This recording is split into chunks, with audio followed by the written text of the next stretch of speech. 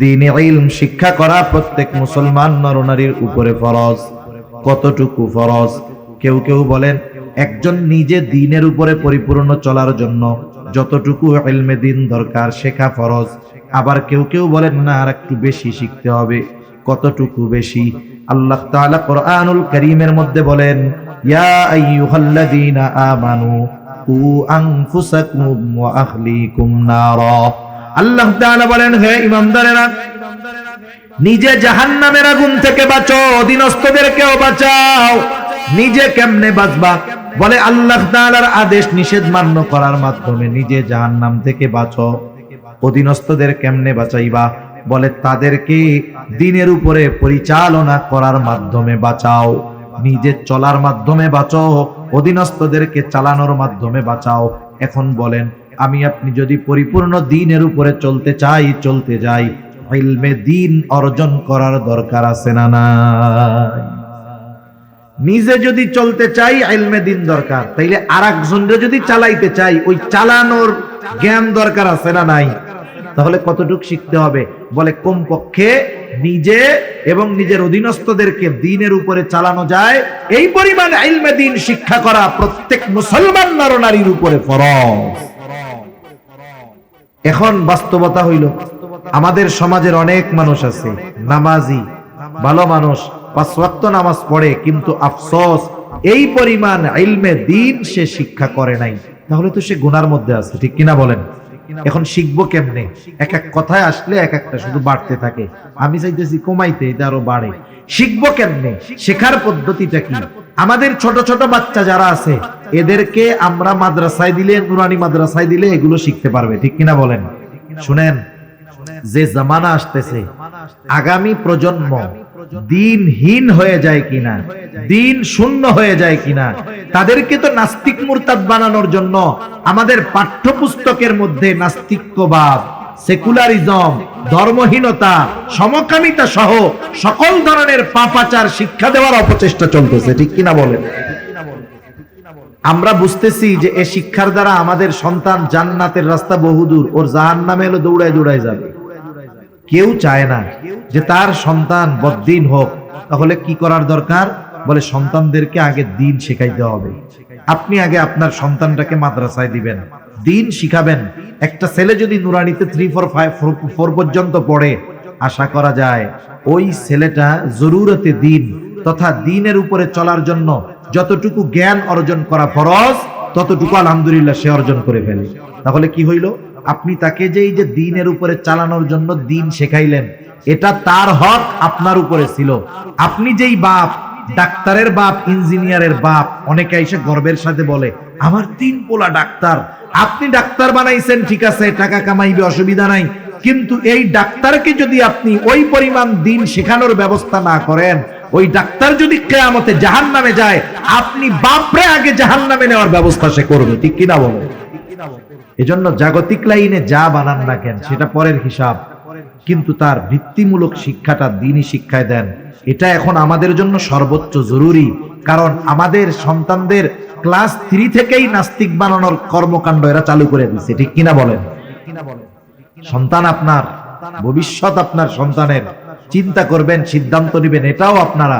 আমরা শুধু আপনাদের বলে দিতে পারি, আপনাদের সিদ্ধান্ত নিয়ে নেওয়ার ক্ষমতা বা সিদ্ধান্ত দেওয়ার ক্ষমতা আমাদের নেই। আমরা সতর্ক করতে পারি, ঠিক কিনা বলেন? তাহলে দ্বীন ইলম ছোট মানুষদের তো শিক্ষা করবে। এখন আমরা বুড়া মুরব্বী, আমরা কোত্থেকে শিখবো? আপনারা আপনাদের মসজিদের ইমাম সাহেবের সাথে বলেন যে হুজুর, দ্বীন ইলম শিক্ষা করা তো প্রত্যেক মুসলমানের উপরে ফরজ। কোন বিষয়গুলো বা কতটুকু শিক্ষা করা ফরজ আমরা তো জানি না। আপনি দৈনিক আমাদের 1 ঘন্টা সময় দেন, আধা ঘন্টা সময় দেন, যে আমরা জরুরতে দ্বীন তথা যে বিষয়গুলো ফরজ এগুলো আমরা একটু শিখি। আসল কথা হইল, 7 দোকানে টিভি দেখা 5 ঘন্টা কাটাইতে কষ্ট হয় না, কিন্তু ইমাম সাহেবের কাছে গিয়া 1 ঘন্টা দ্বীন শিখতে গেলে জান বাইর হয়ে যায়, ঠিক কিনা বলেন? আপনার আমার সুযোগ আছে, এই জবাবদিহিতা আল্লাহ তাআলার কাছে করতে হবে। এটা বলতে পারবো না যে হুজুর আল্লাহ আমরা শিখি না, এর জন্য মোল্লারা দায়ী। কেন? শেখার জন্য তো নিজের আগ্রহের দরকার। আপনার সময় ছিল, সুযোগ ছিল, 4 দোকানে টিভির সামনে বসে আড্ডা দিয়ে গল্প দিয়ে কাটাইছেন। আপনি 1-1.5 ঘন্টা সময় মসজিদে ইমাম সাহেবের কাছে দিতে পারেন নাই, এর জন্য ধরা খাইতে হবে কি হবে না? এজন্য এখন থেকে, আজকে থেকে দৃঢ় প্রতিজ্ঞাবদ্ধ হব। যারা মনে করেন যে আমার জরুরতে দিন, যতটুক দিন শেখা ফরজ জানা নাই, আপনি ইমাম সাহেবের সাথে পরামর্শ করেন, হুজুর কোন কোন বিষয়গুলো শিখতে হবে, একটা একটা করে আমাদেরকে এক একদিন শিখায় দেন। যদি 2, 4, 6 মাস মেহনত করেন সর্বোচ্চ, মুরব্বী মানুষ জেহেনে ধরবে কম, এই 6টা মাস যদি একটু মেহনত করেন, ইনশাআল্লাহ যতটুকু দিন শেখা ফরজ আপনি শিখে ফেলতে পারবেন। যদি না শিখেন কি হবে? দেখা গেল এই গুরুত্বপূর্ণ ইবাদত গুলো নষ্ট হবে, আপনি টেরও পাবেন না। আমি যে আয়াতখানা আপনাদের খেদমতে তিলাওয়াত করেছি, উক্ত আয়াতে কারীমার মধ্যে আল্লাহ সুবহানাহু ওয়া তাআলা ইবাদতের পুরস্কার কয় ধরনের হবে আল্লাহ তাআলা সে কথা বর্ণনা করেছেন। আল্লাহ সুবহানাহু ওয়া তাআলা নারী এবং পুরুষের মধ্যে সৃষ্টিগত কিছু পার্থক্য এবং শরীয়তের সামান্য কিছু বিষয়ের পার্থক্য তারতম্য ছাড়া আর সকল বিষয়ে নারী এবং পুরুষের মধ্যে আল্লাহ তাআলা সমতা দিয়েছেন। 1 নাম্বার, সৃষ্টিগত যেই পার্থক্য বা তারতম্য।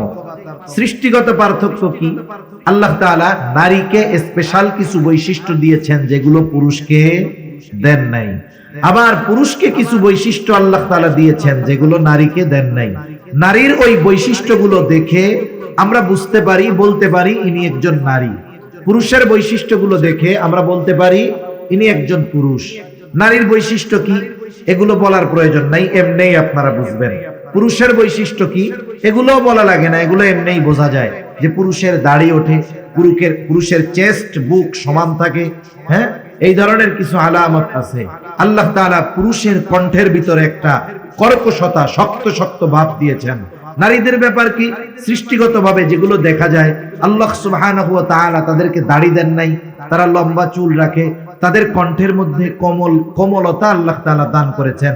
এছাড়াও কিছু দৈহিক পরিবর্তন আছে। এই বিষয়গুলো দেখে কে পুরুষ কে নারী আমরা বুঝতে পারি, ঠিক কিনা বলেন? এটা একটা পার্থক্য। এখন শরীয়তে কি পার্থক্য? শরীয়তে যেই পার্থক্যগুলো আছে, যেটা দৃশ্যমান মনে হয় কিন্তু আসলে এটাকে পার্থক্য বলা যায় না, কিন্তু বাস্তবতা হলো শরীয়তের যেই বিষয়টা নিয়ে ইসলাম বিদ্বেষীরা ইসলামের উপরে সবচাইতে বড় আঘাত করার অপচেষ্টা করে, এটা হলো যে তারা বলে ইসলাম সম্পদ বন্টনের ক্ষেত্রে নারীদেরকে ঠকিয়েছে। নাউজুবিল্লাহ। আসলে বাস্তবতা হলো ইসলাম ঠকায় নাই, ইসলাম নারীকে জিতিয়েছে। মনে করেন 2 জন মানুষ, আপনার দুজনকেই চেনা, দুজনকেই জানা। আপনি একজনকে মাসের বেতন দেন 50,000, আপনার জানা আছে যে ওই লোকের খরচ 50,000-এর বেশিও কোনো মাসে হয়, তাকে দিলেন কত? 50,000। আরেকজনকে দিয়েছেন আপনি 25,000, আপনি জানেন যে এই লোকের খরচ আছে মাসে 15,000, তাহলে 50,000 যাকে দেওয়া হইল দেখা যাচ্ছে বেশি, কিন্তু তার খরচটাও বেশি, মাস শেষে তার কিছুই থাকে না। কিন্তু যাকে 25,000 দিলেন, এই ব্যক্তির খরচ 15,000, মাস শেষে তার থাকে 10,000। বলেন তো, যদিও দেখা যায় 50,000 বেশি, যদিও দেখা যায় 25,000 কম, কিন্তু 50,000 ওয়ালার খরচ বেশি হওয়া, 25,000-এর খরচ কম হওয়ায় বলেন তো মাস শেষে, দিন শেষে, বছর শেষে লাভবান কে? যারে বেশি দিয়েছেন সে, না যাকে কম দিয়েছেন সে? বিষয়টা আপনি যদি এরকম ধরেন, বিষয়টা মোটামুটি এরকম। আল্লাহ তাআলা পুরুষকে দিয়েছেন নারীর দ্বিগুণ, দেখা যায় নারীকে দিয়েছেন অর্ধেক কম, কিন্তু বাস্তবতা হলো নারীকে যা দিয়েছেন তাই থেকে যায়, একটুও কমে না। নারী যখন বাবার ঘরে থাকে, নারী যখন কন্যা বাবার ঘরে, এই নারী, এই মেয়েটার বিবাহ হওয়ার আগ পর্যন্ত, বিবাহ 15 বছরে হোক, 18 বছরে হোক, 20 বছরে হোক, 25 বছরে হোক, 30 বছরে গিয়াও যদি তার বিবাহ হয়, এই বাবা ওই মেয়ের বিবাহের আগ পর্যন্ত, 30 বছরেও যদি বিবাহ হয়, ওই 30 বছর পর্যন্ত ওই মেয়ের খরচ চালাতে বাধ্য। ওই মেয়ের খরচ চালাতে কি বলেন? বাধ্য, বিবাহ দেওয়ার আগ পর্যন্ত। কিন্তু একটা ছেলের ক্ষেত্রে বাবা খরচ দিতে বাধ্য কতক্ষণ? একটা হলো বাধ্য, আর একটা হলো স্বইচ্ছায় দেওয়া, দুটোর মধ্যে তফাৎ আছে। একটা ছেলের ক্ষেত্রে বাবা খরচ দিতে বাধ্য ততক্ষণ, বলে ছেলে বালেগ না হবে যতক্ষণ। একটা ছেলে বালেগ হয় কয় বছরে বলতে পারেন? আহাদ্দুল বুলুগ হলো আরবিতে 15 বছর। চন্দ্র হিসাবে 15 বছর বয়সে একটা ছেলে বালেগ হয়েই যায়। এর আগেও হতে পারে, 12 বছরেও হতে পারে, 13 বছরেও হতে পারে, 14 বছরেও হতে পারে। তবে ইংরেজি হিসাবে যেহেতু 15 বছর, ইংরেজি হিসাবে আরবির থেকে মাইনাস হবে প্রতি বছরে 10 দিন করে, তাহলে 150 দিন আরো যদি মাইনাস দেন, তাহলে ইংরেজি হিসাবে 14.5 বছরের একটু বেশি সময় এর মধ্যে একটা ছেলে পরিপূর্ণ বালেগ হয়ে যায়। তার মানে একটা বাবা ছেলের খরচ চালাতে বাধ্য সর্বোচ্চ 14.5 বছর পর্যন্ত। এরপরে গিয়া যদি বাপ কয় আমি তোমার খরচ দিতে পারবো না, বলেন বাবার এই কথা বলার অধিকার আছে না নাই? কিন্তু একটা মেয়ে যখন বালেগ হবে, বিবাহ হয় নাই, বাপ যদি বলে তোমার খরচ দিতে পারবো না, এই কথা বলার অধিকার বাবার আছে? তার মানে দেখেন, শুরুতেই বাবার ঘরে থাকা অবস্থায় মেয়ে অধিকার পায় বেশি, ফ্যাসিলিটি পায় বেশি, সুযোগ সুবিধা পায় বেশি। আর যদি বাবা ইচ্ছা করে 14.5 বছরের পরে ছেলের খরচ দিবে না, তাহলে এটা বাবার ইচ্ছা। যদি বাবা দেয়, এটা বাধ্য দিতে, এটা দিতে বাবা বাধ্য নয়, বরং বাবা এটা সন্তানের প্রতি এক্সট্রা ইহসান করে দেয়। ঠিক কিনা বলেন? তাহলে বলেন, বাবার ঘরে যখন ছেলে আর মেয়ে, অধিকারের ক্ষেত্রে ইসলাম ছেলেকে জিতাইলো নাকি মেয়েকে জিতাইলো? এবার মেয়েটার বিবাহ হবে, বিবাহ যে করতে যাবে সে যদি যাইয়া কয় আমি বিবাহ করতে রাজি, কিন্তু মেয়ের খাবার দিতে পারবো না, পোশাক দিতে পারবো না, বাসস্থান দিতে পারবো না, চিকিৎসার খরচ দিতে পারবো না, পর্দায় রাখতে পারবো না, এই পারবো না, তাইলে বলেন ওর সাথে কি মেয়ে বিবাহ দিবে না ওরে পিটানি দিবে? কবুল বলার আগে এই বিষয়গুলোর ব্যাপারে সে সম্মতি দেয়। ঠিক কিনা বলেন? যে আমি সব দায়িত্ব নিয়ে এখন আমি বিবাহ করলাম। তাহলে একটা মেয়ে যখন বিবাহের পরে স্বামীর ঘরে যায়, এই স্বামী তার সব খরচ চালাতে বাধ্য, তার কোনো খরচ নাই। ওষুধ লাগবে 10 টাকার, ওইটাও স্বামী দিতে বাধ্য। খাবার খাবে, স্বামী দিতে বাধ্য। এখন আসেন, এরপরে আল্লাহ তাআলা তাকে সন্তান সন্ততি দিল, একটা সময় স্বামী মারা গেল। ইসলাম কি বলে? ইসলাম বলে এইবার তার যেই সন্তান আছে, ছেলে আছে, একেবারে যতদিন এই মা বেঁচে থাকবে সন্তান তার মায়ের খরচ চালাতে বাধ্য। ঠিক কিনা বলেন? বরং ইসলাম এটাকে চূড়ান্তভাবে সিদ্ধান্ত দিয়ে দিয়েছে আল্লাহ তাআলা, মা বাবার এই খরচ বার্ধক্যকালে তারা চালাবে, সদাচরণ করবে। তাহলে বলেন, একটা মেয়ের বাবার ঘরে, স্বামীর ঘরে, সন্তানের কাছে যখনই থাকবে তার কোনো খরচ আছে? জোরে বলেন, খরচ আছে? কিন্তু একটা ছেলে, তার জীবনের শুরু থেকেই খরচ, বিয়ে করতে গেলে খরচ, পোলাপান হইলে খরচ, অসুস্থ যদি বউ হয় খরচ, মা বাপ অসুস্থ হইলে তার খরচ, সন্তানগুলো অসুস্থ হইলে তার খরচ। তার মানে ছেলের খরচের কোনো শেষ নাই, মরার আগ পর্যন্ত তার খরচ। ঠিক কিনা কর? তাহলে বলেন, যদিও দেখা যায় যে ইসলাম ছেলেকে বেশি দিয়েছে, বেশি দিয়েছে ঠিক, দেখা যায় বেশি, বলেন তো ছেলের খরচ কম না বেশি? আর মেয়েকে দেখা যায় অর্ধেক দিয়েছে, কিন্তু মেয়ের কোনো খরচ আছে? তাহলে এই দৃষ্টিকোণ থেকে ইসলাম মেয়েকে ঠগায় নাই, ইসলাম মেয়েদেরকে এই জায়গায় জিতিয়ে দিয়েছে। সুবহানাল্লাহ বলে। এজন্য যারা ইসলাম বিদ্বেষী, যারা বলে যে ইসলাম নারীদেরকে ঠকিয়েছে, এটা তাদের একটা শয়তানি মার্কা কথা। কি মার্কা কথা বলেন? শয়তানি মার্কা কথা। আল্লাহ তাআলা বুঝবার তৌফিক দান করুন। কিন্তু ইবাদতের ক্ষেত্রে আল্লাহ তাআলা এমনটা কখনো করবেন না যে একজন ছেলে রোজা রাখলে 1 সওয়াব, মেয়ে রোজা রাখলে আর 1 সওয়াব, এরকম নাকি? ইবাদতের ক্ষেত্রে সকলের প্রতিদান সমান। এই যে ইবাদতের মৌসুম আসতেছে, আমি যেই কথাটা মূলত আপনাদের সাথে একটু আলোচনা করতে চাই, এই যে ইবাদতের মৌসুম আসতেছে, আমরা এত কষ্ট করে ইবাদত করব, রোজার মাস, ওই মাসে যে নামাজ পড়ে না সেও 5 ওয়াক্ত নামাজ পড়ে, চেষ্টা করে পড়ার। এরপরে যে গুনার মধ্যে জড়িয়ে থাকতো সেও চেষ্টা করে গুনার থেকে বেঁচে থাকবো। এত পরিশ্রম করে রাত জেগে ইবাদত করবে, কষ্ট করবে, তারাবির নামাজ পড়বে। এখন যদি এই আমলগুলো আল্লাহর কাছে কবুল না হয়, কিয়ামতের দিন যদি দেখে দুনিয়ায় তো নামাজ কালাম ঠিক মতো পড়ি নাই, যাও পড়ছিলাম তাও কবুল হয় নাই, তাইলে এই ব্যক্তির মতো কষ্ট আর কারো কি হবে বলেন? এজন্য আমাদের চেষ্টা করা দরকার, যেই ইবাদত গুলো করবো ওই ইবাদত গুলো যেন আল্লাহ তাআলার কাছে কবুল হয়। এখন আসেন, আল্লাহ তাআলা কি বলেন?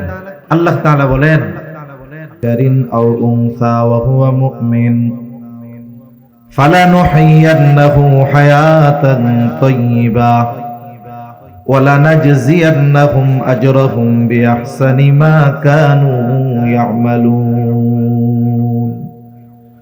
আল্লাহ রাব্বুল আলামিন বলেন মান আমিলা সালিহান মিন যাকারিন আও উনসা ওয়া হুয়া মুমিন। আল্লাহ তাআলা বলেন যে নারী অথবা পুরুষ নেক আমল করে আর সে মুমিন। সোজা কথা হলো ঈমান অবস্থায় যেই নারী অথবা পুরুষ নেক আমল করে তথা আমলে সালেহ করে, আল্লাহ তাআলা বলেন তার জন্য দুই ধরনের পুরস্কার। এক ধরনের পুরস্কার আল্লাহ তাআলা দিবেন দুনিয়ায়, আর এক ধরনের পুরস্কার দিবেন আখিরাতে। ঈমান সহকারে যদি নারী অথবা পুরুষ নেক আমল করে, আমলে সালেহ করে, বলেন তো কয় ধরনের পুরস্কার? এক ধরনের পুরস্কার আল্লাহ তাআলা দিবেন দুনিয়ায়, আর এক ধরনের পুরস্কার আল্লাহ তাআলা দিবেন আখিরাতে। প্রথমে একটা জিনিস আমাদের মনে রাখতে হবে, যখন ঈমান অবস্থায় কেউ কোনো আমল করে, ভালো কাজ করে, আর ওই ভালো কাজগুলো কবুল হওয়ার যে শর্ত সেগুলো যদি ঠিক থাকে, তাহলে ওই ঈমানদার তার ভালো কাজের প্রতিদান শুধু দুনিয়ায় পায় তা নয়, বরং ওই ভালো কাজের প্রতিদান দুনিয়াতে অল্পই দেওয়া হয়, বরং ওই ভালো কাজের পূর্ণ প্রতিদান আল্লাহ তাআলা তাকে আখিরাতে দিয়ে দেয়। আর যদি কোনো বেঈমান দুনিয়ায় ভালো কাজ করে, বেঈমান যদি দুনিয়ায় কোনো ভালো কাজ করে, আল্লাহ তাআলা তার ওই ভালো কাজের প্রতিদান শুধু দুনিয়ায় দেয়, আখিরাতে দেয় না। কেউ যদি কোনো ভালো কাজের প্রতিদান আখিরাতে চায়, অবশ্যই তাকে ঈমানদার হওয়া লাগবে। আমাদের কথা যেহেতু ঈমানদার নারী পুরুষের বিষয়ে, এই জন্য এদিকেই আমরা কথাটা বলি। এখন আসেন, আল্লাহ তাআলা প্রথমে বললেন ঈমানদার নারী অথবা পুরুষ যদি আমলে সালেহ করে। এখন কথা হইল আমলে সালেহ জিনিসটা কি? একটা হলো শুধু আমল, আর একটা হলো আমলে সালেহ। আমল যে কেউ করতে পারে, অসুবিধা নাই, কিন্তু সবার আমলটা আমলে সালেহ হয় না। আমলে সালেহ হলো ওই আমল যেই আমল আল্লাহ তাআলার কাছে কবুল হয়। কি হয় বলেন? কবুল হয়। আমলে সালেহ হওয়ার জন্য অনেকগুলো শর্ত আছে। কম্পালসারি যেই শর্ত সেটা তো ঈমান, এটা তো থাকলোই। ঈমান যদি না থাকে তো আমলে সালেহই হবে না। সাথে সাথে আরো কয়েকটা বিষয় যদি আমরা ঠিক রাখতে পারি, তাহলে আমার আপনার আমল যদি অল্প হয়, ছোট হয়, ওই অল্প আমলের জন্য বড় প্রতিদান যিনি দিবেন তিনি কে? তাহলে আমল যদি আল্লাহ তাআলার কাছে কবুল করাতে হয়, তাহলে এক নাম্বার ঈমান তো লাগবেই, দুই নাম্বার লাগবে ইখলাস, তথা নিয়তের বিশুদ্ধতা লাগবে যে আমি এই আমলটা কার জন্য করতেছি। আমি নামাজ পড়তেছি কার জন্য? আমি হজ করতেছি আলহাজ হাজি হওয়ার জন্য নাকি আল্লাহর জন্য? আমি দান সাদকা করতেছি কার জন্য? আল্লাহর জন্য। এই বিষয়গুলো আগে ফিক্সড করতে হবে। মোট কথা হলো আমার ছোট বড় সকল আমল আল্লাহ তাআলার জন্যই করতে হবে। ইখলাস বিষয়টা দেখা যায় না। ইখলাসের সম্পৃক্ততা হলো অন্তরের সাথে। কিসের সাথে? এজন্য আল্লাহ রাব্বুল আলামিনের কাছে ইখলাসওয়ালা ইবাদত বড় সুন্দর ইবাদত বলে পরিগণিত হয়। আল্লাহ তাআলা বেশি ইবাদত চান না, আল্লাহ রাব্বুল আলামিন সুন্দর ইবাদত চান। পবিত্র কোরআনুল কারীমের সূরাতুল মুলক আল্লাহ তাআলা বলেন আল্লাযী খালাকাল মাউতা ওয়াল হায়াতা লিয়াবলুয়াকুম আইয়ুকুম আহসানু আমালা। তিনি আল্লাহ যিনি মৃত্যু এবং জীবন সৃষ্টি করেছেন। কেন? বলে লিয়াবলুয়াকুম, তোমাদের পরীক্ষা করার জন্য। আবার যদি প্রশ্ন করি আল্লাহ কিসের পরীক্ষা? বলে পরীক্ষা হলো আইয়ুকুম আহসানু আমালা, পরীক্ষা হলো তোমাদের কার আমল কত সুন্দর। তাহলে বলেন আল্লাহ তাআলা বেশি ইবাদত চায় নাকি সুন্দর ইবাদত চায়? এখন সুন্দর কাকে বলে? আমাদের সংজ্ঞায় সুন্দর একরকম, আল্লাহ তাআলার সংজ্ঞায় সুন্দরটা হলো আরেক রকম। আমরা সুন্দর বলি ওইটাকে যেটা চোখে দেখার পরে আমাদের ভালো লাগে, এটাকে বলি সুন্দর।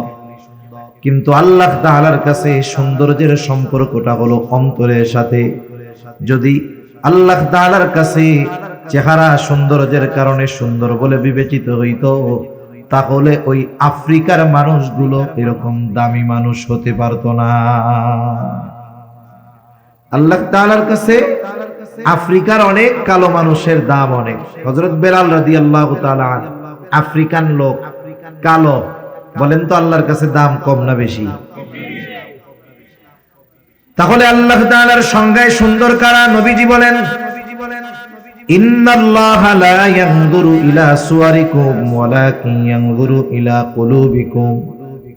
নিশ্চয়ই আল্লাহ তাআলা কারো সূরত দেখেন না, আল্লাহ তাআলা কারো সিরাত দেখেন না। আল্লাহ তাআলা দেখেন না কে কত সুন্দর, কার বংশ কত বড়, কার বংশ কত ভালো। আল্লাহ কি দেখেন?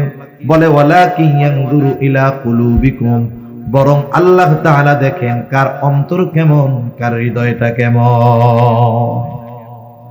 এখন ইবাদত কবুলের অন্যতম দ্বিতীয় শর্ত ইখলাস। বলেন ইখলাস কি দেখার সাথে সম্পৃক্ত না হৃদয়ের সাথে সম্পৃক্ত? মনে করেন আপনাদের মসজিদে আইসা আমি হুজুর নামাজে দাঁড়ায় গেছি, মসজিদ ভরা মুসল্লি, হুজুর নামাজে দাঁড়িয়েছে, সকলে হুজুরের দিকে তাকায়। বাপ বাপ আমারও যে মানুষ তো আমারে দেখতেছে, আমার নামাজ দেখতেছে, তাইলে আমার নামাজটা একটু সুন্দরভাবে পড়তে হবে। আমি লম্বা কেরাত করলাম, সুন্দরভাবে ধীর স্থিরতার সাথে রুকু করলাম, রুকু হইতে সুন্দর হয়ে দাঁড়াইলাম, এরপরে সুন্দরভাবে সেজদা করলাম, একেবারে এমন ধীর স্থিরতার সাথে নামাজ 2 রাকাত শেষ করলাম। মুসল্লি সব দেখা বলে কত সুন্দর নামাজ। বলেন তো মুসল্লিদের কাছে নামাজটা সুন্দর, কিন্তু আল্লাহর কাছে সুন্দর নাকি? কেন? বলে এই নামাজ আমি আল্লাহকে দেখানোর জন্য পড়ি নাই, মানুষকে দেখানোর জন্য পড়ছি। এই জন্য আমার আপনার ইবাদত যদি আল্লাহকে দেখানোর জন্য করা হয় তথা আল্লাহর জন্য করা হয়, ওই ইবাদতটা আল্লাহ তাআলার কাছে সুন্দর ইবাদত বলে গণ্য হয়। আর যদি মানুষকে দেখানোর জন্য ইবাদত করা হয়, ওই ইবাদত কিছু কিছু সময় শাস্তির কারণ হবে। প্রসিদ্ধ এক হাদিস আবু হুরায়রা রাদিয়াল্লাহু তাআলা আনহু থেকে বর্ণিত, নবীজি বলেন কিয়ামতের দিন আল্লাহ তাআলা সর্বপ্রথম 3 শ্রেণীর মানুষকে হিসাবের জন্য ডাকবে। 1 নাম্বার একজন শহীদকে ডাকা হবে। রক্তাক্ত অবস্থায় শহীদ আল্লাহর সামনে হাজির হয়ে যাবে। আল্লাহ তাআলা জিজ্ঞাসা করবে তোমার এই অবস্থা কেন? লোকটা বলবে আল্লাহ, কাফেরদের বিরুদ্ধে জিহাদ করে আমি আমার জীবনকে উৎসর্গ করে দিয়েছি। আল্লাহ জিজ্ঞাসা করবেন কেন জিহাদ করছো, জীবন দিছো? লোকটা বলবে আল্লাহ, আমি যুদ্ধ করেছি আপনার সন্তুষ্টির জন্য। আল্লাহ তাআলা আমার আপনার অন্তরের খবর জানেন কি জানেন না? ইন্নাল্লাহা আলিমুম বিযাতিস সুদূর, আমার আপনার অন্তরের গহীন করে কোন কথা লুকায় আছে দুনিয়ার কেউ জানে না, আমার পাশে শুয়ে থাকা বসে থাকা মানুষটাও জানে না, কিন্তু অন্তরে কি আছে যিনি জানেন তিনি কে? আল্লাহ তাআলা বলবেন বান্দা, আমি আল্লাহ তোমার অন্তরের খবর জানি। তুমি মিথ্যা কথা বলতেছ, তুমি যুদ্ধ করেছো যাতে করে দুনিয়ার মানুষ তোমার বীরত্বের প্রশংসা করে, যাতে করে দুনিয়ার মানুষ তোমাকে বাহাদুর বলে, বীর বলে। ও বান্দা, যে উদ্দেশ্যে তুমি যুদ্ধ করেছো, দুনিয়ায় তুমি তা পেয়ে গেছো, দুনিয়ার মানুষ তোমাকে বীর বলছে, বাহাদুর বলেছে। সুতরাং আজকে আমি আল্লাহর তরফ থেকে তোমার জন্য কিছু নাই, তুমি চলে যাও, তোমার ঠিকানা হলো চিরস্থায়ী জাহান্নাম। 2 নম্বরে আল্লাহ তাআলা একজন দানবীরকে ডাকবে। আল্লাহ তাআলা জিজ্ঞাসা করবে গোলাম, কেন তুমি এই সম্পদ দান করছো? লোকটা বলবে আল্লাহ, আপনার দেওয়া সম্পদ আমি মানুষের জন্য দান করেছি, যার ঘর নাই তারে ঘর বানায়া দিছি। কেন? বলে আপনার সন্তুষ্টির জন্য। আল্লাহ তাআলা বলবেন, না বান্দা তুমি মিথ্যা বলতেছো, আমি আল্লাহ তোমার অন্তরের খবর জানি। তুমি দান করেছো যাতে করে দুনিয়ার মানুষ তোমার দানের প্রশংসা করে, দানবীর বলে, সমাজ সেবক বলে। বান্দা যে উদ্দেশ্যে তুমি দান করেছো, তুমি দুনিয়ায় তা পেয়ে গেছো, তোমাকে দুনিয়ার মানুষ দানবীর বলেছে, সমাজ সেবক বলেছে, তোমার দানের প্রশংসা করেছে। সুতরাং আজকে আমি আল্লাহর তরফ থেকে তোমার জন্য কিছু নাই, তুমি চলে যাও, তোমার ঠিকানা হলো চিরস্থায়ী জাহান্নাম। এরকম লোক দেখাই না, দানবীর আছে না, কত জায়গায় আছে। এক মাদ্রাসার হুজুর কইতেছে, হুজুর একজন 50,000 টাকা দান করছিল মাদ্রাসায়, তা বলছিল চিঠি দিয়া যে আমার নামটা একটু সুন্দরভাবে সবার সামনে বলে দিবা। তা বেচারার আর কইতে টইতে মনে নেই। এখন এই যে মাহফিলে মানুষের সামনে বলে নাই কেন, দানের ঘোষণা দেয় নাই কেন, পরে এসে টাকা ফেরত নিয়ে গেছিল। গত বছর না তার আগের বছর খবরে দেখলাম একজন লোক মসজিদে ফ্যান দান করছে, সে হলো মেম্বার ক্যান্ডিডেট ছিল, এখন হইতে পারে নাই। যেই এলাকায় মসজিদে ফ্যান দিছে ওই এলাকার মানুষও তারে ভোট দেয় নাই, আস্তে করে মসজিদের ফ্যান গুলো খুলে নিয়ে গেছে।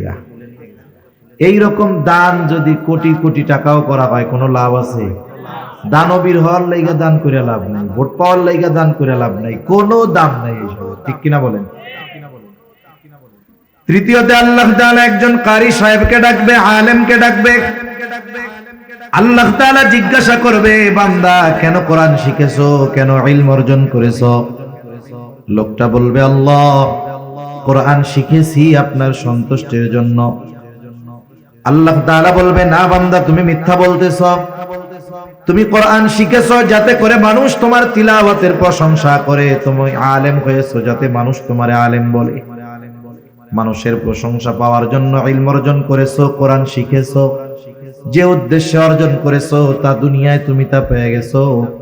সুতরাং আজকে আমি আল্লাহর তরফ থেকে তোমার জন্য কিছু নাই, তুমি চলে যাও, তোমার ঠিকানা হলো চিরস্থায়ী জাহান্নাম।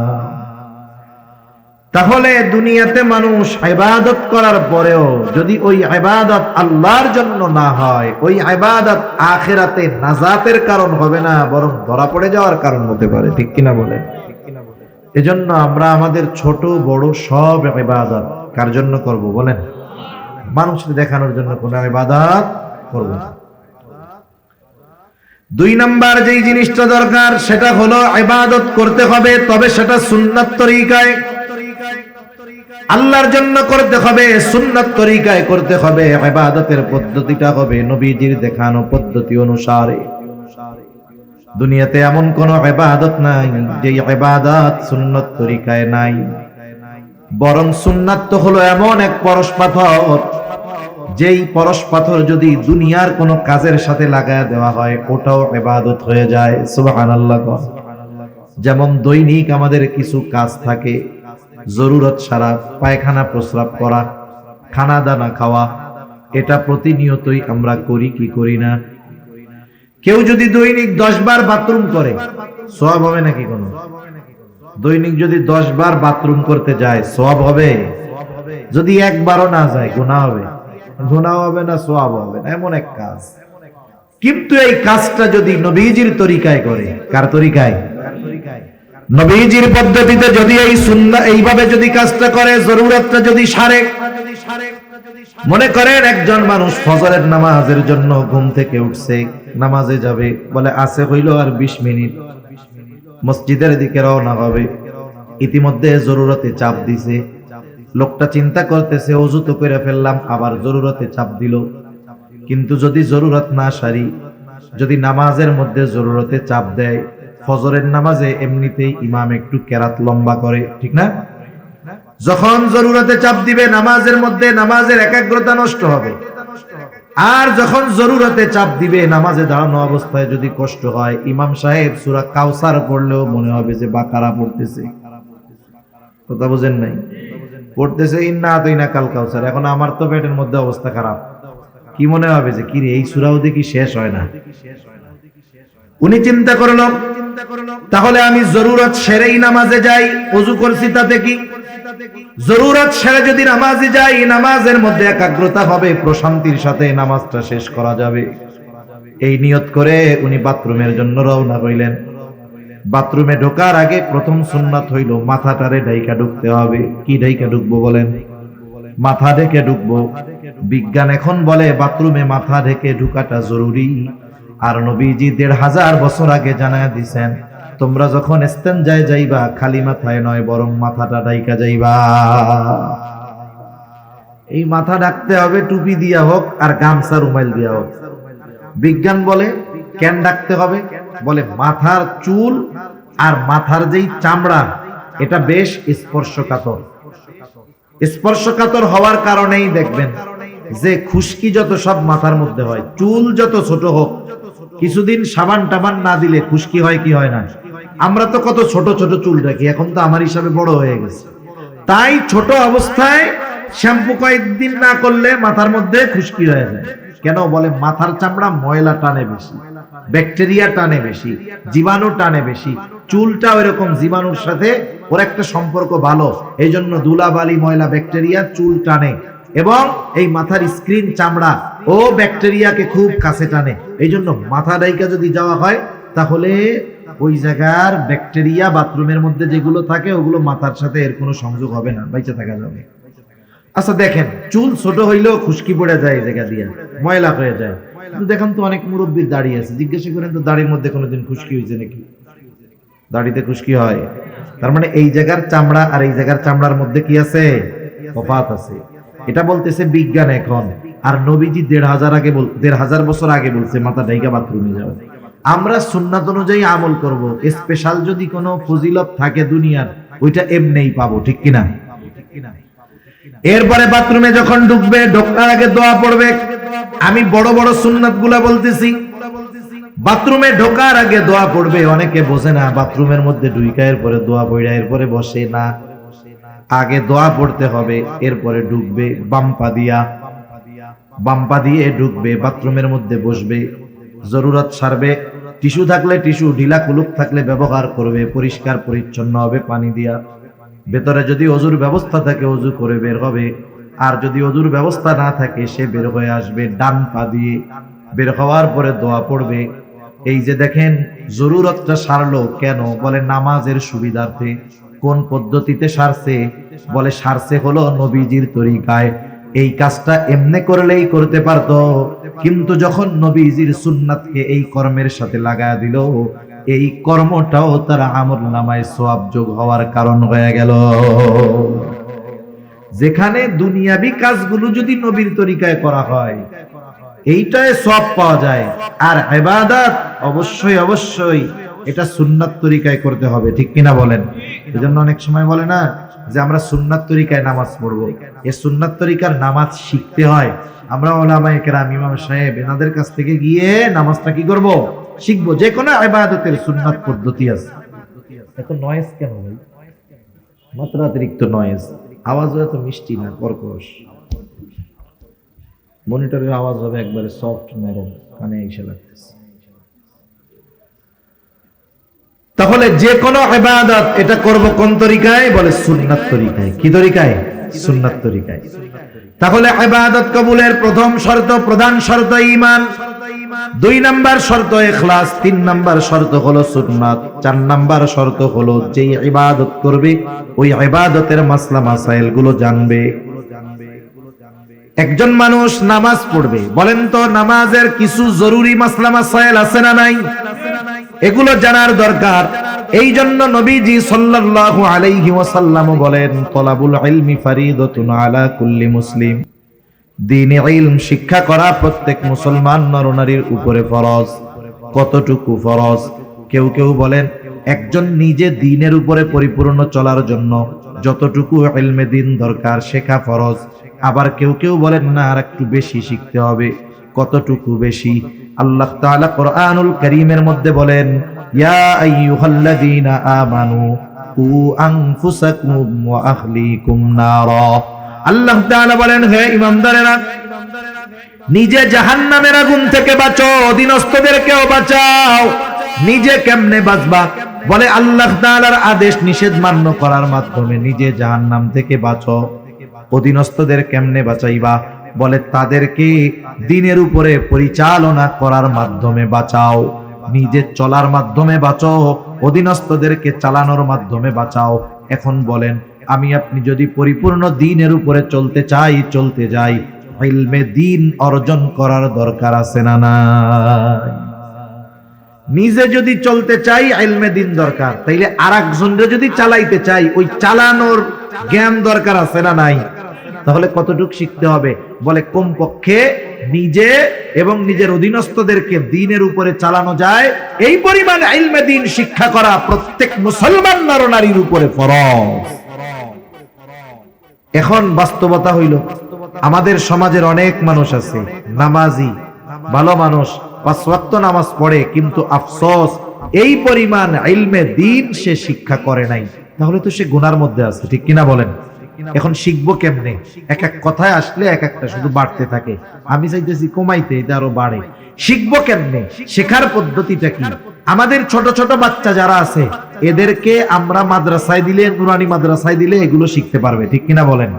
শুনেন, যে জামানা আসতেছে, আগামী প্রজন্ম দ্বীনহীন হয়ে যায় কিনা, দ্বীন শূন্য হয়ে যায় কিনা, তাদেরকে তো নাস্তিক মুরতাদ বানানোর জন্য আমাদের পাঠ্যপুস্তকের মধ্যে নাস্তিক্যবাদ, সেকুলারিজম, ধর্মহীনতা, সমকামিতা সহ সকল ধরনের পাপাচার শিক্ষা দেওয়ার অপচেষ্টা চলতেছে, ঠিক কিনা বলেন? আমরা বুঝতেছি যে এই শিক্ষার দ্বারা আমাদের সন্তান জান্নাতের রাস্তা বহুদূর, ওর জাহান্নামে এলো দৌড়ায় যাবে। কেউ চায় না যে তার সন্তান বদ্দিন হোক। তাহলে কি করার দরকার? বলে সন্তানদেরকে আগে দ্বীন শেখাইতে হবে। আপনি আগে আপনার সন্তানটাকে মাদ্রাসায় দিবেন, দ্বীন শিখাবেন। একটা ছেলে যদি নুরানিতে 3, 4 পর্যন্ত পড়ে, আশা করা যায় ওই ছেলেটা জরুরতে দ্বীন তথা দ্বীনের উপরে চলার জন্য যতটুকু জ্ঞান অর্জন করা ফরজ, ততটুকু আলহামদুলিল্লাহ সে অর্জন করে ফেলে। তাহলে কি হইল? আপনি তাকে যে এই যে দ্বীনের উপরে চালানোর জন্য দ্বীন শেখাইলেন, এটা তার হক আপনার উপরে ছিল। আপনি যেই বাপ, ডাক্তারের বাপ, ইঞ্জিনিয়ারের বাপ, অনেকে এসে গর্বের সাথে বলে আমার 3 পোলা ডাক্তার। আপনি ডাক্তার বানাইছেন, ঠিক আছে, টাকা কামাইবে, অসুবিধা নাই, কিন্তু এই ডাক্তারকে যদি আপনি ওই পরিমাণ দ্বীন শেখানোর ব্যবস্থা না করেন, ওই ডাক্তার যদি কিয়ামতে জাহান্নামে যায়, আপনি বাপরে আগে জাহান্নামে নেওয়ার ব্যবস্থা সে করবে, ঠিক কিনা বলে? এজন্য জাগতিক লাইনে যা বানান না কেন সেটা পরের হিসাব, কিন্তু তার ভিত্তিমূলক শিক্ষাটা দ্বীনি শিক্ষায় দেন। এটা এখন আমাদের জন্য সর্বোচ্চ জরুরি, কারণ আমাদের সন্তানদের ক্লাস 3 থেকেই নাস্তিক বানানোর কর্মকাণ্ড এরা চালু করে দিচ্ছে, ঠিক কিনা বলেন?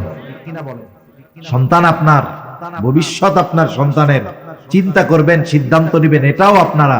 আমরা শুধু আপনাদের বলে দিতে পারি, আপনাদের সিদ্ধান্ত নিয়ে নেওয়ার ক্ষমতা বা সিদ্ধান্ত দেওয়ার ক্ষমতা আমাদের নেই। আমরা সতর্ক করতে পারি, ঠিক কিনা বলেন? তাহলে দ্বীন ইলম ছোট মানুষদের তো শিক্ষা করবে। এখন আমরা বুড়া মুরব্বী, আমরা কোত্থেকে শিখবো? আপনারা আপনাদের মসজিদের ইমাম সাহেবের সাথে বলেন যে হুজুর, দ্বীন ইলম শিক্ষা করা তো প্রত্যেক মুসলমানের উপরে ফরজ। কোন বিষয়গুলো বা কতটুকু শিক্ষা করা ফরজ আমরা তো জানি না। আপনি দৈনিক আমাদের 1 ঘন্টা সময় দেন, আধা ঘন্টা সময় দেন, যে আমরা জরুরতে দ্বীন তথা যে বিষয়গুলো ফরজ এগুলো আমরা একটু শিখি। আসল কথা হইল, 7 দোকানে টিভি দেখা 5 ঘন্টা কাটাইতে কষ্ট হয় না, কিন্তু ইমাম সাহেবের কাছে গিয়া 1 ঘন্টা দ্বীন শিখতে গেলে জান বের হয়ে যায়, ঠিক কিনা বলেন? আপনার আমার সুযোগ আছে, এই জবাবদিহিতা আল্লাহ তাআলার কাছে করতে হবে। এটা বলতে পারবো না যে হুজুর আল্লাহ আমরা শিখি না, এর জন্য মোল্লারা দায়ী। কেন? শেখার জন্য তো নিজের আগ্রহের দরকার।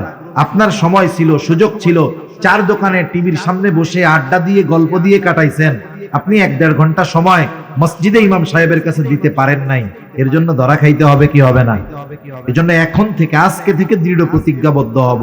যারা মনে করেন যে আমার জরুরতে দ্বীন, যতটুকু দ্বীন শেখা ফরজ জানা নাই, আপনি ইমাম সাহেবের সাথে পরামর্শ করেন, হুজুর কোন কোন বিষয়গুলো শিখতে হবে, একটা একটা করে আমাদেরকে এক এক দিন শিখায় দেন। যদি 2, 4, 6 মাস মেহনত করেন, সর্বোচ্চ মুরব্বী মানুষ জেহেনে ধরবে কম, এই 6টা মাস যদি একটু মেহনত করেন, ইনশাআল্লাহ যতটুকু দ্বীন শেখা ফরজ আপনি শিখে ফেলতে পারবেন। যদি না শিখেন কি হবে? দেখা গেল এই গুরুত্বপূর্ণ ইবাদত গুলো নষ্ট হবে, আপনি টেরও পাবেন না। যেমন একটা বলি, নামাজের ভেতরে বাহিরে 13 ফরজ। কত ফরজ? জোরে বলেন, কত ফরজ? বলেন তো, ফরজ ছুইটা গেলে নামাজ থাকবে না যাবে? এখন একজন নামাজির যে ফরজ ছুইটা গেছে, এটা বোঝার জন্য তাকে আগে নামাজের বাহিরে ভিতরের 13 ফরজ জানতে হবে। যদি না জানে কোন টাইমে যে ফরজ ছুটছে জানেই তো না, এখন ও যতই না জানুক কিন্তু আর নামাজ তো থাকবে। নামাজের ওয়াজিব 14টা, ওয়াজিব ছুটে গেলে সাহু সিজদা দিতে হয়। সাহু সিজদা না দিলে নামাজ হবে না। এখন যে নামাজের ওয়াজিব 14টা, এটা তো আগে তাকে জানতে হবে। জানলেই না বুঝবে যে আমার ওয়াজিব একটা ছুটছে, এখন সাহু সিজদা দিব। ফরজ ছুটে গেলে নামাজ শেষ, সাহু সিজদা দিলে কাজ হবে না। ওয়াজিব ছুটে গেলে সাহু সিজদা দিতে হবে, দিলে নামাজ হয়ে যাবে, না দিলে হবে না। আবার দেখেন নামাজ ভঙ্গের কারণ আছে 19টা, ওই 19টা থেকে একটা কারণ পাওয়া গেলে নামাজ ভেঙে যায়। দেখা গেল নামাজ ভঙ্গের কারণগুলো জানা নাই, 19টা থেকে একটা যদি সংগঠিত হয়ে যায়, বলেন তো নামাজ থাকবে না যাবে? তাহলে এই যে নামাজ ভাঙ্গার কারণ 19টা শিখতে হবে, এটাও শেখা ফরজ। নামাজের ওয়াজিব গুলো জানাও ফরজ, নামাজের ফরজ গুলো জানাও ফরজ। আবার বলেন তো ওযু ভঙ্গের কারণ কয়টা? বলে 7টা। এই 7টা থেকে একটা কারণ যদি পাওয়া যায়, নামাজ থাকবে না যাবে? বলেন তো। দুইজন নামাজ পড়তেছে পাশাপাশি, এখন একজন নামাজ শেষ হওয়ার আগে 2টা সাহু সিজদা দিয়া আবার নামাজ যথারীতি শেষ করেছে। পাশের জন জিজ্ঞাসা করে, বাইরে তুই যে সাহু সিজদা দিলি কারণটা কি? বলে কারণ হইল আমার একটু হদস হয়ে গেছে, মানে একটু বায়ু বের হয়ে গেছে। কি হইছে? বাতাস বের হইছে আর কি। এখন বলেন তো বাতাস বের হইলে কি ওযু থাকবে? ওযু যদি না থাকে নামাজ থাকবে? ও সাহু সিজদা 2টা কে 200 দিলে কি ওর নামাজ হবে না? দেখেন একটার সাথে একটা কানেক্টেড। যেমন নামাজের বাহিরে ভিতরে 13 ফরজের প্রথম ফরজ কি বলে? শরীর পাক, কাপড় পাক। প্রথম শরীর পাক, তারপরে কি? কাপড় পাক। এখন একজন গোসল তার ফরজ, এখন গোসল ফরজ হইছে, শরীর পাক বানাইতে হবে না? শরীর পাক কেমনে হবে? বলে গোসলের ফরজ যেগুলো আছে এগুলো জেনে গোসল করতে হবে, এরপরে তার দৈহিক পবিত্রতা অর্জন হবে। ঠিক কিনা বলেন? এখন হাতে গোসলের ফরজই জানে না, কাজ হবে? শরীর পাক হবে? হবে না। এরপরে মনে করেন কাপড় পাক, কাপড় পাক হইতে হবে। এখন মনে করেন কাপড়ের উপর একটা নাপাকি পড়ছে, এখন এই নাপাকি পড়লে কতটুক নাপাক থাকলে নামাজ হয়ে যাবে, কতটুক থাকলে হবে না, এটা তার জানার দরকার আছে না নাই? এখন মনে করেন একটা পোলা পাইনের 1 ফোঁটা মুখ পড়ছে, কি পড়ছে? প্রস্রাব পড়ছে। এখন প্রস্রাব পড়ছে 1 ফুট, 1 ফুট এমনি জায়গায় যতটুক নিবে, বলেন তো কাপড়ের উপরে পড়লে ওই ফোঁটা কি জায়গায় থাকবে না ছড়ায়া যাবে? এখন আপনি যদি মনে করেন যে ও ফুলা অজ্ঞত 1 ফোঁটাই মুছছে, এতে আর কি হইব, চল এটা পরে নামাজ পড়ে ফেলি, কিন্তু আপনার ওই কাপড়ের উপরে যখন ফোঁটা পড়ছে ওটা যেই পরিমাণ জায়গায় ছড়ায়া যায়, ওই কাপড় নাপাক হওয়ার জন্য যথেষ্ট। কথা বুঝেন নাই? দেখেন সেজন্য কি আমার ইবাদত ঠিক হইতে হইলে তাহারাতের মাসআলা, পবিত্রতার মাসআলাগুলো জানতে হবে, ওযুর ফরজগুলো আমার জানতে হবে, গোসলের ফরজ জানতে হবে, ওযু ভাঙার কারণগুলো জানতে হবে। একটার সাথে একটা কানেক্টেড।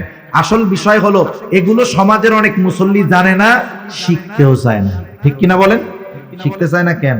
বলে আমি যে গোসলের ফরজগুলো জানি না, আমি যে ওযুর ফরজগুলো জানি না, এটা যদি হুজুরে জানে তাইলে তো আমি লজ্জায় শেষ।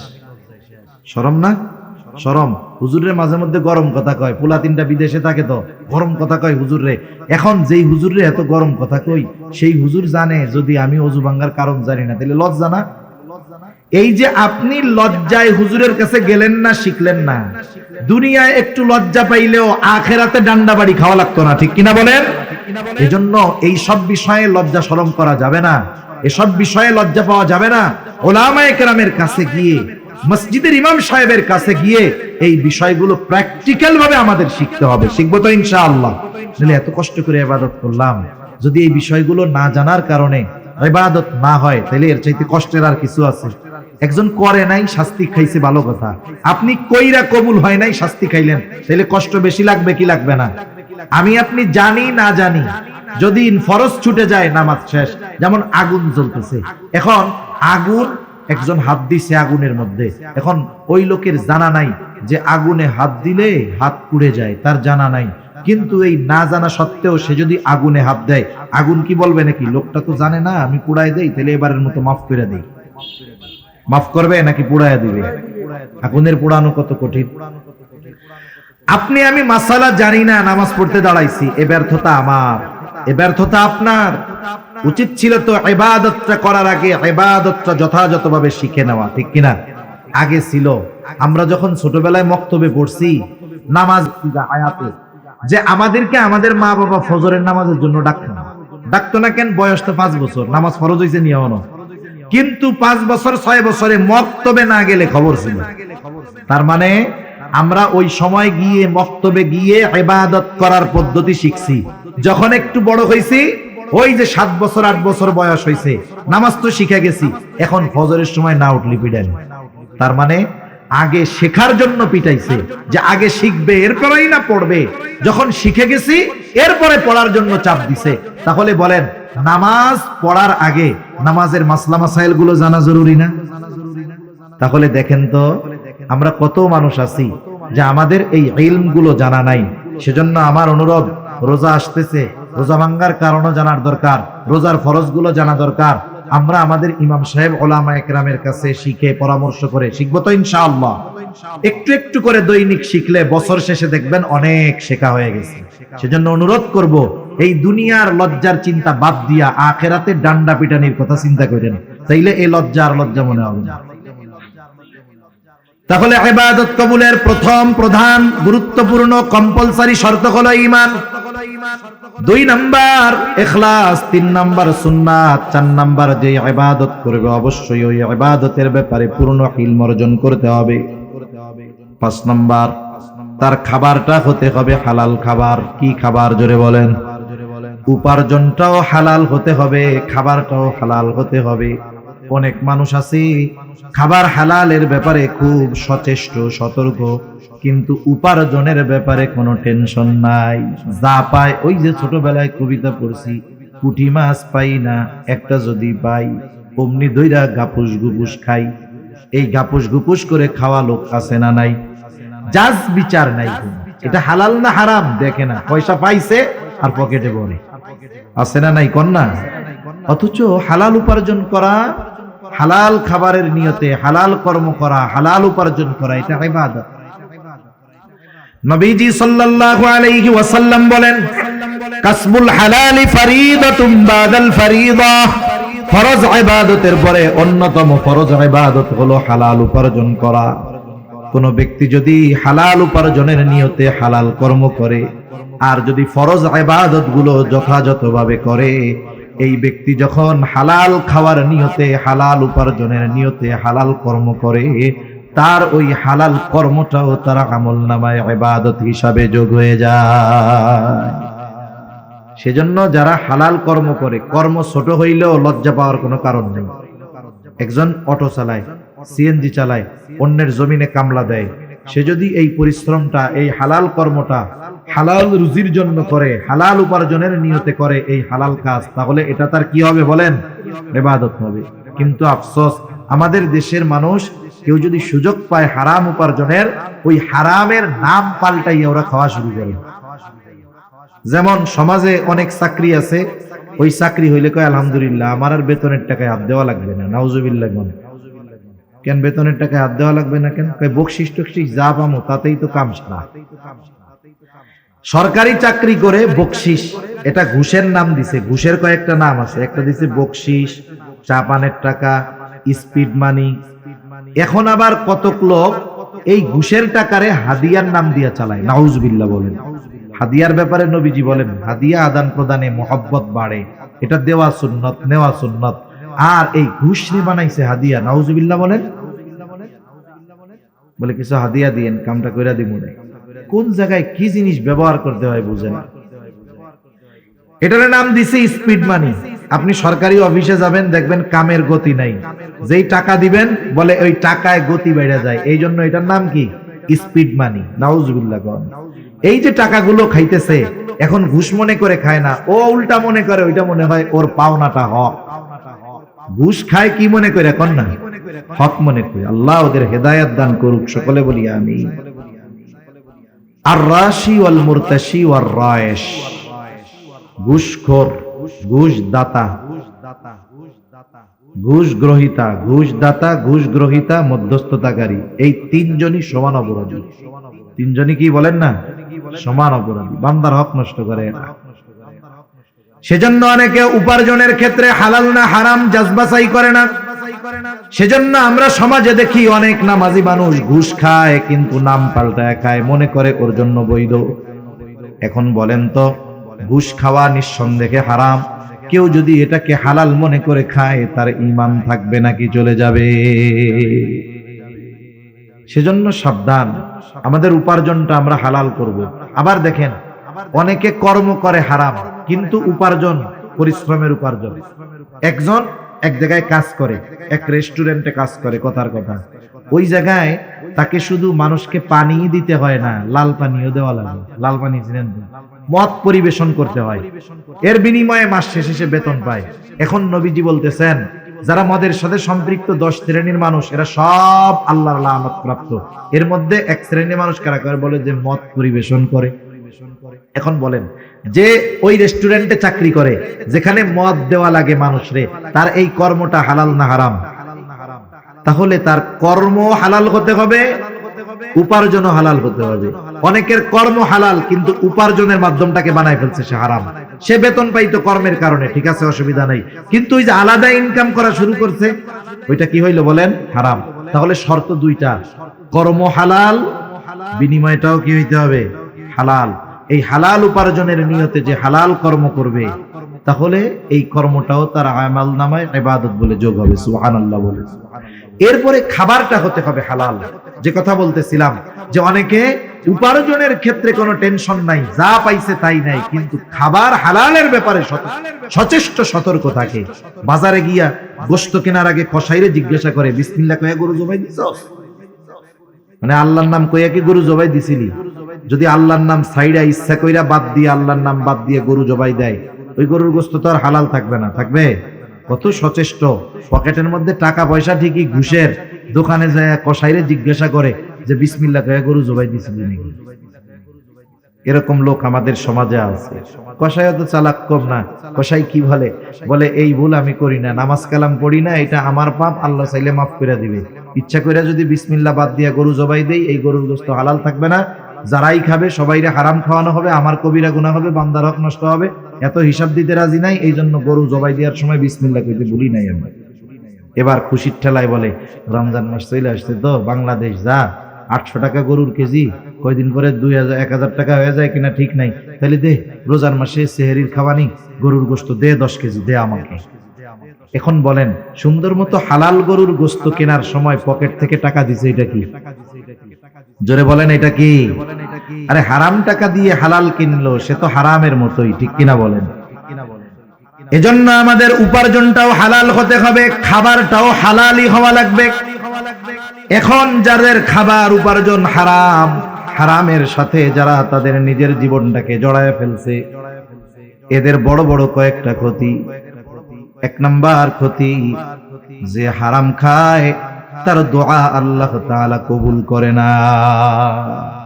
এই যে দোয়া কবুলের ঘোষণা আল্লাহ তাআলার পক্ষ থেকে যেই যেই সময়গুলোতে আছে, এই যে লাইলাতুন নিসফে মিন শাবান গেছে, প্রতিদিন মধ্যরাতের পর থেকে নিয়ে সুবহে সাদিক পর্যন্ত আল্লাহর যেই ক্ষমার ঘোষণা আছে, রোজার মাসে স্পেশাল শবে কদর, এই ফজিলতের মাস, সময় ক্ষমার ঘোষণা আছে, বাইতুল্লাহ গেছে, দোয়া কবুলের কত স্থান আছে, যেই জায়গাগুলোই গেলে আল্লাহ দোয়া কবুল করে। কিন্তু ওই হারামখোর যে, সে যতই বিনয়ের সাথে দোয়া কবুলের সময়, দোয়া কবুলের স্থানে গিয়েও যদি দোয়া করে, এই হারামখোরের দোয়া আল্লাহ কবুল করবে। তাহলে 1 নাম্বার ক্ষতি, দোয়া কবুল হবে না। 2 নাম্বার যেই ক্ষতি, আল্লাহর নবী বলেন, লা ইয়াদখুলুল জান্নাতা জাসাদুন গুদিয়া বিল হারাম, হারাম ভক্ষণকারীর শরীর জান্নাতে প্রবেশ করবে না। যেই দেহ হারাম টাকা দিয়ে গঠিত, যে হারাম খাবার দিয়ে গঠিত, এই দেহটা জান্নাতের জন্য অনুপযুক্ত। একটু চিন্তা করে দেখেন তো, দুনিয়ার সামান্য সুখ স্বাচ্ছন্দ্যের কথা চিন্তা করে, দুনিয়া একটু ভালো পড়ার লোভে, একটু ভালো খাবার আশা করে যারা উপার্জনকে হারাম বানিয়েছেন, খাবারকে হারাম খাবার দ্বারা দেহ গঠন করতেছেন, এই মানুষগুলার শরীরকে আল্লাহ তাআলা, আল্লাহর নবী জানিয়ে দিয়েছেন, জান্নাতের জন্য এগুলো অনুপযুক্ত বলে ঘোষণা করা হয়েছে। তিন নাম্বার ক্ষতি, বলে তার ইবাদত কবুল হবে না। আল্লাহ তাআলা বলেন, ইয়া আইয়ুহার রাসূলু কুলু মিনাত তাইয়্যিবাতি ওয়া'মালু সালিহাত। আল্লাহ তাআলা বলেন, হে রাসূলগণ, কুলু মিনাত তাইয়্যিবাত, আপনারা পবিত্র খান, ওয়া'মালু সালিহা, আর আমলে সালেহ করেন।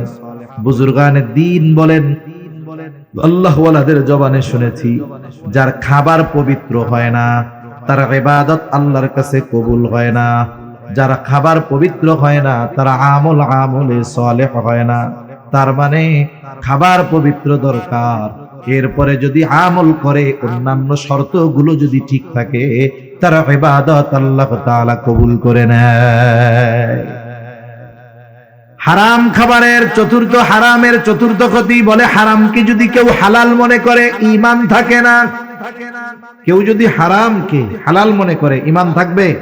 আল্লাহ যেটাকে হারাম বলেছে সে যদি সেটাকে হালাল মনে করে, বৈধ মনে করে, ঈমান থাকবে না। এ দুনিয়ায় কত মানুষ আছে হারাম খাইয়াও আলহামদুলিল্লাহ বলে, সুদের টাকা খেয়ে আলহামদুলিল্লাহ বলে। বলেন তো, কেউ যদি বিসমিল্লাহ বলে ঠাট্টা মশকরা করতেছে, বিসমিল্লাহ কইয়া মদ খায়, ওর ঈমান থাকবে না যাবে? কেউ যদি এমনে মদ খায় কবিরা গুনাহ হবে, কিন্তু যদি সে মদকে বৈধ হালাল মনে করে কিন্তু মদ খায় না, তার ঈমান চলে যাবে। বিসমিল্লাহ বলে খাইছে, শেষ। খাইয়া আলহামদুলিল্লাহ কইছে, শেষ। এজন্য বুঝতে হবে যে কত সতর্ক সচেষ্ট থাকার দরকার আমাদের। হারামকে হালাল মনে করলে ঈমান থাকবে না। আমাদের সমাজে কত মানুষ সুদের টাকায় ফ্যামিলি চলে, কত সুন্দর খায় আর কয় আলহামদুলিল্লাহ। আছে না নাই? চাকরি করতো, সরকারি চাকরি, 20,000, 25,000, 30,000 টাকা বেতন পায়। তখন চাকরিকালীন সময় ভালো চলে নাই, এখন চাকরি নাই, খুব শান্তিতে আছে। এখন জিজ্ঞাসা করে কেমন চলে এখন? আগে তো চাকরি ছিল, এখন তো চাকরি নাই। কয় আগের চাইতে আরো ভালো চলে। কেমনে চলে? কয় 1 কোটি টাকা পাইছিলাম, এক জায়গায় রাখছি, আমারে মাসে মাসে 1 লাখ দেয়, আলহামদুলিল্লাহ খুব ভালো চলতেছে। এখন বলেন তো, এই সুদের টাকা, স্পষ্ট সুদের টাকা খেয়ে যদি কেউ আলহামদুলিল্লাহ বলে, অবস্থা টাইট না? এজন্য সতর্ক সচেষ্ট থাকার দরকার। হযরত চলে আসছে, আমার আলোচনা শেষ। দেখেন, এখন এই শর্তগুলো ঠিক থাকলে মুমিন নারী পুরুষ যেই হোক তার ইবাদত কবুল করবেন কে? ইবাদত যদি কবুল হয় তাহলে কয় ধরনের পুরস্কার? বলে 2 ধরনের। এক ধরনের পুরস্কার দুনিয়ায়। দুনিয়ায় কি দিবে? বলে ফালা নুহইয়ান্নাহু হায়াতান তাইয়্যিবা, দুনিয়ায় আল্লাহ তাআলা তাকে পবিত্র এক জিন্দেগি দান করবে। আখিরাতে কি দিবে? বলে ওয়ালা নাজজিয়ান্নাহুম আজরাহুম বিআহসানি মা কানু ইয়ামালুন, আর আখিরাতে আল্লাহ তাআলা তাকে কি দিবে? বলে দুনিয়ায় যেই পরিমাণ আমল করছে তার চাইতে বহুগুণ প্রতিদান আল্লাহ তাআলা তাকে দিবে। এজন্য সম্মানিত সুধী, আমলের মৌসুম, ইবাদতের মৌসুম চলে আসছে। আমরা এই শর্তগুলোকে ঠিক রেখে আমরা আমাদের ইবাদতগুলো করব তো ইনশাআল্লাহ। তাহলে দুনিয়ায় উত্তম প্রতিদান, আখিরাতে উত্তম প্রতিদান। আল্লাহ সুবহানাহু ওয়া তাআলা আমাদের সবাইকে কথাগুলো